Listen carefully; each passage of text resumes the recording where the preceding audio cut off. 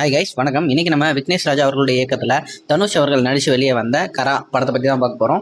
So படத்தோட என்னன்னு எடுத்துக்கிட்டோம்னா, ஒரு சைடில் நம்ம தனுஷ் வந்து பார்த்தீங்கன்னா ஒரு கிராமத்துக்கு வராரு. ஸோ அங்கே வந்து நம்மளுடைய தனுஷோட அப்பா கேஎஸ் ரவிக்குமார் அவர்கள் உட்பட அந்த கிராமத்து மக்கள் நிறைய பேர் கார்பரேட் வங்கிகள்னால கடனாளியாக இருக்காங்க. இஎம்ஐன்ற மாதிரியே போய்கிட்டு இருக்கு.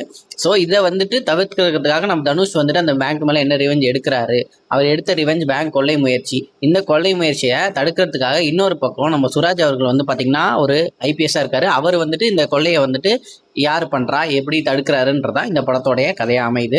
ஸோ படத்தோடைய ஃபர்ஸ்ட் ஆஃப் எடுத்துக்கிட்டோம்னா, ஓவராலாக ஸ்டார்டிங்கில் கொஞ்சம் பொறுமையாக ஆரம்பிச்சு அப்புறம் எமோஷனலாக போயிட்டு அதுக்கப்புறம் அந்த 20 மினிட்ஸ் இன்ட்ரோ பிளாக்கு முன்னாடி பயங்கரமாக கொண்டு வந்திருக்காங்க. செகண்ட் ஆஃப் நம்ம எதிர்பார்த்ததோட சீட் எஜ்ஜில் நம்ம உட்கார வைக்கிற அளவுக்கு நிறைய சீக்வன்ஸ் வச்சிருக்காங்க படத்துலன்னே சொல்லலாம். கிளைமேக்ஸ் சூப்பராக முடிச்சிருக்காங்க. நல்ல ஒரு மெசேஜ் சொல்ற விதமாகவும் இருக்கு. படத்தோட பாசிட்டிவ் அப்படின்றத எடுத்துக்கிட்டோம்னா, சினிமோட்டோகிராஃபி தேனி ஈஸ்வர் அவர்களுடைய ராவான வீடியோகிராஃபி படத்தில் உண்மையே ரொம்ப சூப்பராகவே அமைஞ்சிருக்குன்னு சொல்லலாம். நெக்ஸ்ட் ஜிவி பிரகாஷ் அவர்களுடைய பேக்ரவுண்ட் ஸ்கோரிங்காக இருக்கட்டும், பாடல்களாக இருக்கட்டும், பெரிய அளவில் பாடல்கள் இல்லைனாலும் இந்த படத்தில் ஜிவி பிரகாஷ் அவர்களுடைய மியூசிக் பெரிய பக்கபலமாக அமைஞ்சிருக்குன்னே சொல்லலாம். அடுத்து தனுஷ் அவர்களுடைய ஆக்டிங் வழக்கம் போல எல்லா படங்களும் மாதிரி இந்த படங்களையும் ரொம்ப பின்னிப்பட எடுத்துறானே சொல்லலாம். அடுத்து மமிதாக்கு பெருசாக ஸ்கிரீன் பிளேஸ் கொடுக்கலனாலுமே அவங்களுக்கு கொடுக்கப்பட்ட சீன்ஸ் ரொம்ப சூப்பராக நடிச்சிருக்காங்க. சுராஜ் அவர்களுடைய இன்வெஸ்டிகேஷன் ரொம்ப சூப்பராக இருந்தது.